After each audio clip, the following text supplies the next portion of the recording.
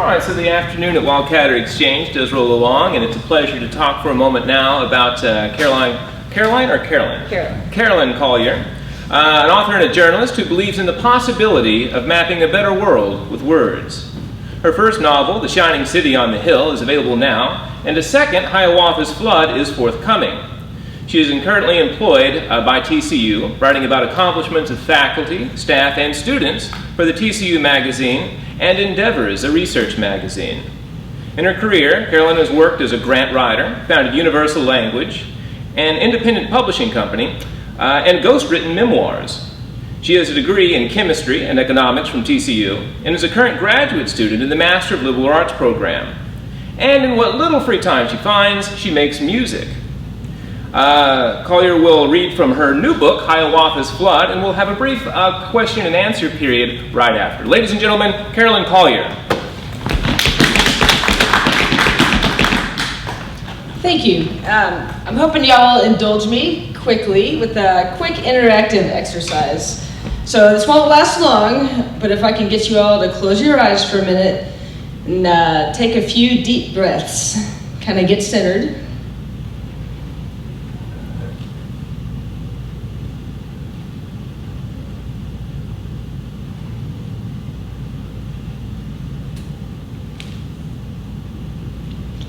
Climate change.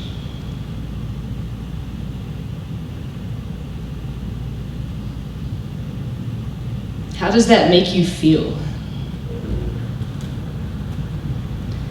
Does that phrase make you want to do anything? Okay, you can open your eyes now.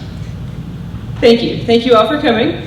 I appreciate it. I'm going to read a selection from Hiawatha's Flood, which is my second novel, and it'll hopefully be out later this summer. I'm still doing edits on it.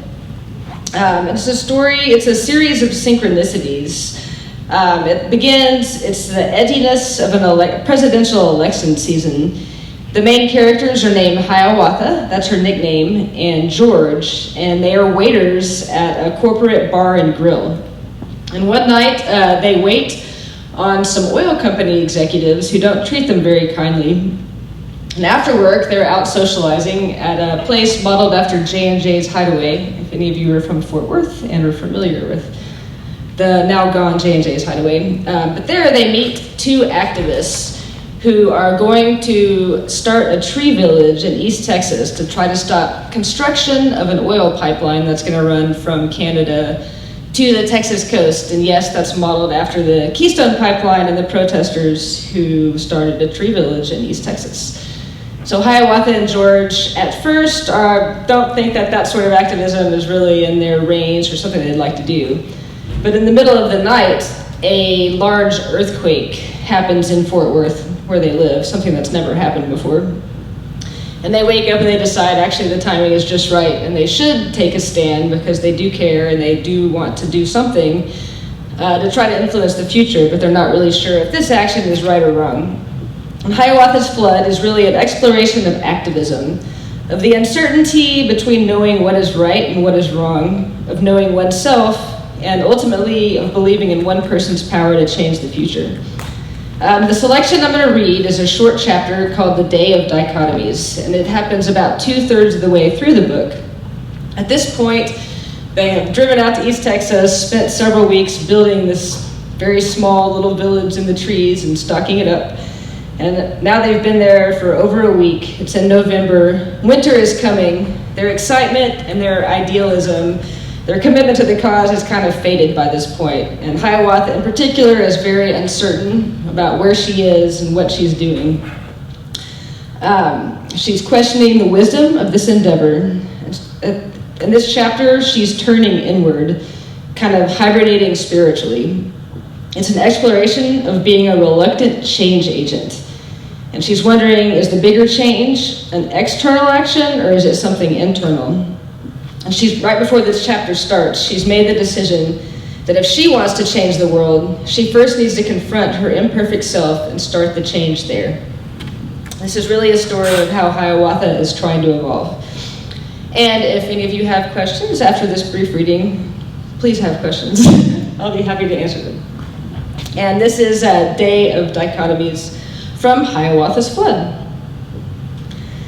In the afternoon, Hiawatha grows uneasy with nervous energy. She'd like to take off running, but the tree canopy only offers so much possibility in terms of physical activity. But her muscles are jonesing to move. She accepts how restlessness will be a very real part of this experience, and one she needs to deal with effectively before slipping into neurosis. So she does a few soft jumping jacks on her platform, but the noise of the wooden slats rubbing against the tree trunk make her heart jumpy, fearful. She can feel the sticky nerve sensation spreading out from her chest, descending down to her fingertips. An image of tumbling 200 feet all the way down onto compact dirt constricts her breathing. Oh, anxiety, the familiar companion. So she paces, drawing tiny circles around her rolled up sleeping bag. Surrounding leaves shake. A few fall from an overhead branch and meander carelessly to the ground, where they'll be part of a new life cycle. All decay, loss of purpose, loss of vitality, reunion through desiccation. She sits down, tries to meditate, but her mind will not be still. She searches the depths of her need for achievement, for things that need to be done here in the encampment. At home or at work, she's constantly crossing items off of her to-do list. Sweeping, cleaning shelves in the refrigerator, folding laundry, mowing the lawn, running errands, calling friends, backing up her hard drive, so many tasks.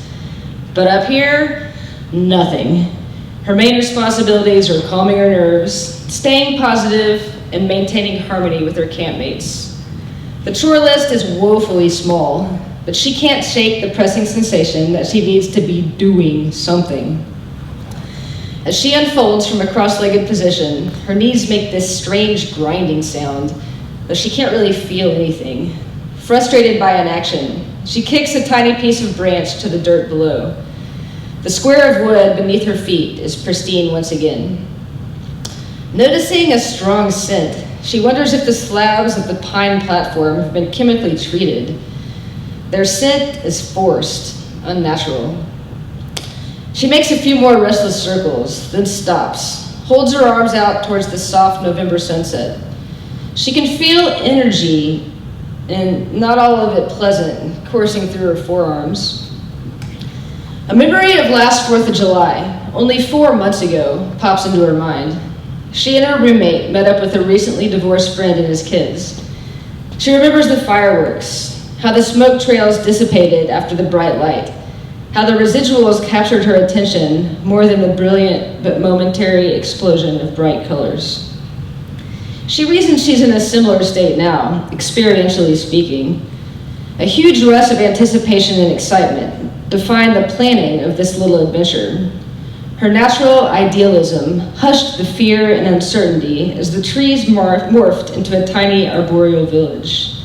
But now she has to deal with the after effects, the waning expectations, the unanticipated consequences, such as the restlessness of this late November afternoon. Continuing with the obsessive circles, she starts to lose identity inside the repetitive stream of memories. She doesn't hear George when he ambles over the rope bridge. His presence catches her attention by intuition, so she opens her eyes and sees him standing there, a calm but commanding presence, her friend. Seeing the look on her face, George steps back. "Are you okay?" "Yeah," she answers. "I'm just trying to figure out what to do with this excess life force." She tries to make a little laugh, but is unconvincing. George tells her, "Yeah, I've been feeling weird today too. Seems like we're on the other side of this big mountain, and the next thing in sight is an even bigger, scarier mountain." She nods, picturing his image and feeling a definite pressure in the center of her chest. A big mountain. "Plus," he says, "I'm so used to constantly talking to other people, with Gran or on my phone, you know. I'm just feeling a little lost having to be alone with my thoughts. But I guess we're at that step now." He chuckles with unpleasant irony, changing the world by facing into ourselves. She sighs, understanding his articulation of their shared experience. I know exactly what you mean, she says. Only I don't lose myself as much in seeking attention from other people. It's more like I have this need to be constantly achieving something. If I live inside my to-do list, I don't have to feel the fear that seems to be lurking just underneath, you know? Yep, he says, it's like we've been running from this big scary thing since we were kids.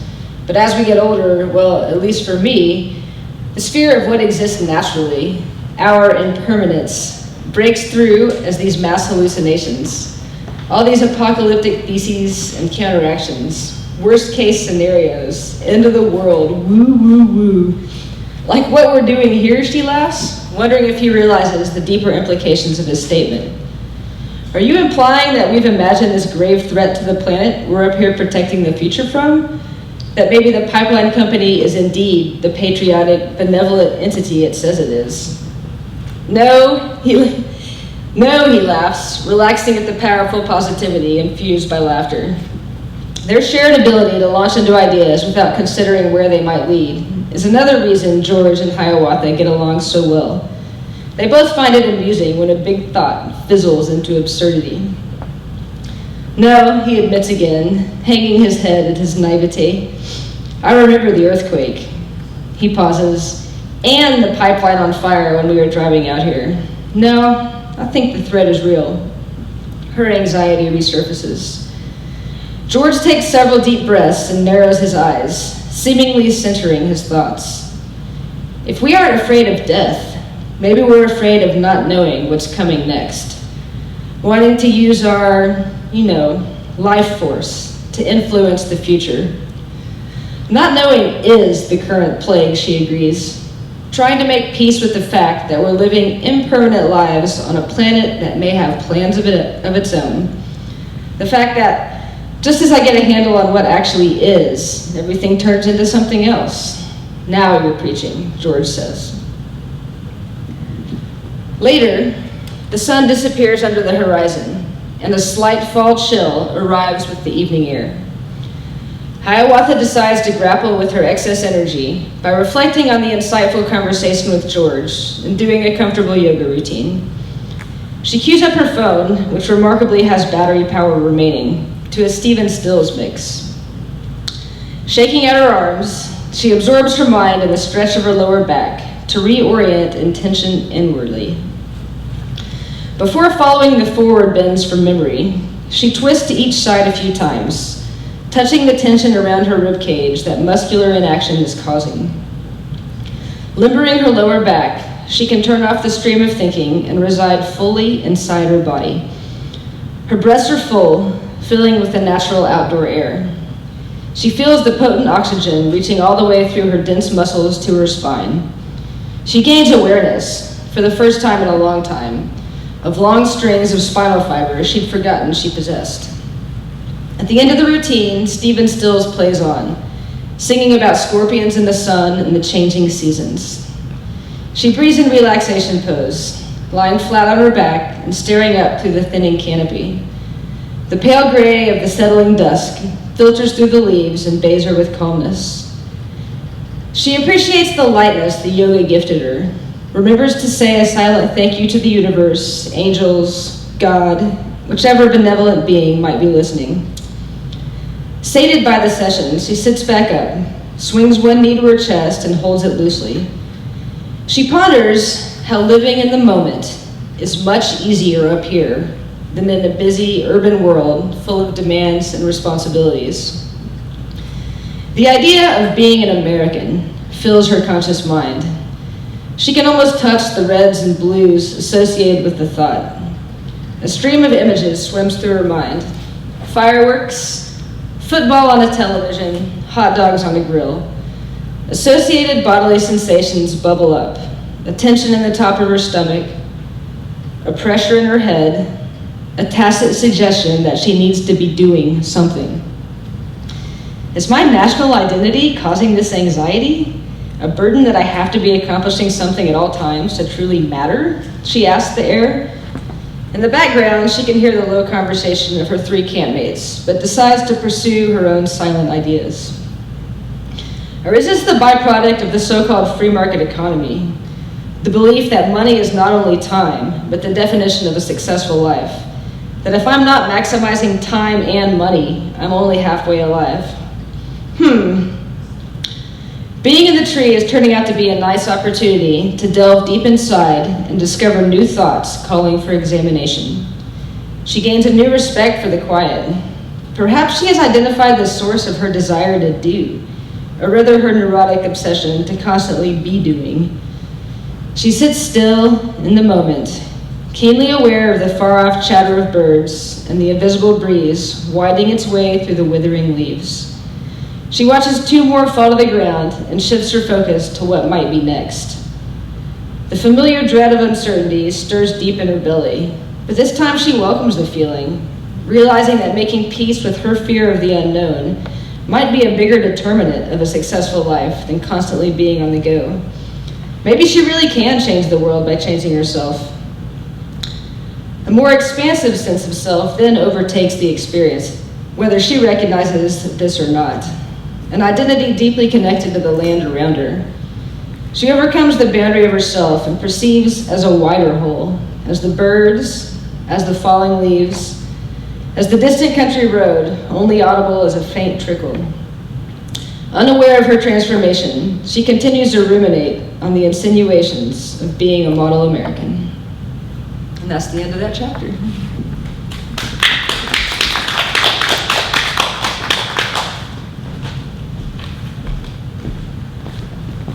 So Carolyn, in your job, where you talk with TCU students and faculty, what are the jobs that you do? And as you talk about their accomplishments, and in the case of the students, what their hopes and ambitions are, I suppose, further on down the line, does that in any way inform, I suppose, the ecological imagination and ambitions, within your work, or is that something wholly yourself? Do you notice when you're talking with younger people that they have these sorts of things in mind, or is that something that's totally separate? Oh no, I don't think that anything's separate to writing. And I've noticed, I started this book before I started the jobs, but I've noticed that when writing a book, that everything that happens and every conversation that happens plays a part in the creation, or it somehow fits in. So that's a way for me to lose my identity as a writer, my expectation of what's going to be, because I feel like the universe, the world around me, is feeding me information and experience that's outside of myself, but seems to just fit in with whatever is going on in fiction. And as far as talking to students and faculty, I mean, pretty much everyone I've talked to wants to change the world by using their own expertise and their own passion. And I'm very lucky to be able to talk to a lot of people that are passionate about what they're doing and what they believe in and their plans for the future, which is very inspiring. Would you agree, Rick? My coworker. Yeah, so so it's not separate at all. No, it's very much all intertwined. And in finding a voice for the book, I know that, I suppose there are a number of directions one can go, and you have found not only does it bring the emotions up of what's at stake, but also you have almost a scientific way of laying things out, very concrete. The characters, the way they discuss, whether it's the technology in use or whether they're outdoors. Can you describe a little bit how you came across into the voice of this piece in establishing, basically the workflow of it all? The workflow, I think the original idea for both books I've written has to do with a conflict. In this case, it's this one person's conflict about what they believe about the future and whether they believe they have power to change the future as being just one person and what they can do, and this frustration with inaction and yet this desire to do something without knowing if it's going to influence anything. And just that inner conflict sort of sets up the voice. And as far as the Hiawatha's voice itself, it's very much drawn from personal experience and working in the service industry and having conversations with my peers and talking about big issues in the context of daily life and making a living and going to work. Any other questions? What was the inspiration behind the 2 characters, at least the part that I heard, George and Hiawatha? Those were the only 2 characters in here. George is sort of modeled after a friend of mine who's a hip-hop artist in Fort Worth, but a very sort of conscious person who likes to talk about evolution, likes to discuss big ideas all the time. And initially I wanted to include some hip-hop sort of lyrics, but then I didn't really think that worked. And Hiawatha is, I guess, in some ways based on my own thoughts. I've had, but it's not the character based on me by any means, but definitely the sort of thought processes and just steps she's taking to try to make herself more evolved, better, more aware. I'm definitely drawn from some of my own experiences, but yeah. Does that answer your question? Okay, one more. Yeah. Okay, so I know you as a writer in a different genre, Mm-hmm. and then you have sort of the fiction genre. Mm-hmm. How do the two intersect, or are they completely separated? No, they're not. They're very similar. I mean, they're any writing I do, I'm trying to do my best, if at all possible, to draw it to some sort of deeper insight or lesson, whether that's just people getting along better or trying to explore what people have learned and how that's changed them, and what drives people, why they get up in the morning and go to work, and who they want to be, and what sort of influence they want to have on the world. And so it's very similar in that way. As far as fiction, I have a little more room to breathe editorially. I don't have someone coming up behind after me and be like, oh no, we can't write that. I can leave an adverb or two in there without fear of being punished. But no, they're very similar. Writing is writing, I think. Okay, sorry, one more. Yeah, no. Okay, difference between writing book 1 and book 2, what would you say that was? Book 1, the idea kind of came to me, and I wrote all of book 1 in about a month. I had free time at the time, so I was able to sit down and write it, and I had the whole story from the moment I sat down, pretty much. And it kind of came to me. I'd have periods where I was not even consciously thinking about what I was typing, if that makes sense. The story was just kind of pouring out of me, and this one's been a more deliberate effort for sure. And it's been interesting because you weren't here for the intro, but these 4 people have built a tree village encampment. And so at this chapter I just read, they've been up there for a week, and it's just the 4 of them. So I realized, I hadn't planned on it, but I realized I was going to have to guide their interactions somewhat, that the fact that they were just the 4 of them were trapped in that small environment, and they're going to be there for a couple months. Their interactions were going to have to evolve, and there was going to have to be more interplay and a little more character transformation. Is Hiawatha going to come to a self-actualization? Is she going to come to an end point in this, or have you chosen to leave it indeterminate? Yeah, she's going to have some major insights about what drives her based on her past, and there's some deep historical roots throughout this novel that go beyond her lifetime, or sort of connected to the land that they're camping on. So deep historical injustice tied into this activism and desire to try to do something about climate change. Thus the Hiawatha kind of comes back in play. Did you have ideas for what you wanted to say, and then the characters come out of those ideas, different voices and stuff, as you heard different people talk about these, or explored different articles, or even in your own thinking as it evolved on these matters? Did the characters then come out of different ideas, or did you have the characters in mind, and then their voices sort of came from, as imaginative people, and they started speaking as you found things that you'd come across before? How did that work? Were the ideas in place first, and then the characterization and the setting and everything, or do these characters come, I suppose, out of the wings of your imagination and start presenting their different ideas?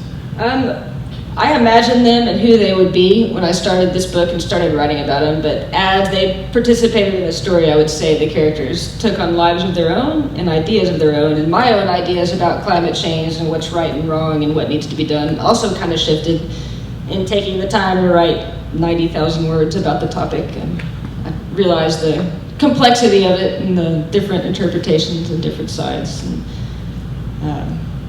so yeah, I think that's exploring a topic that much in depth. Writing 2 books has taught me that it'll definitely change the author in a way, because it's a lot of attention to be placed on one subject.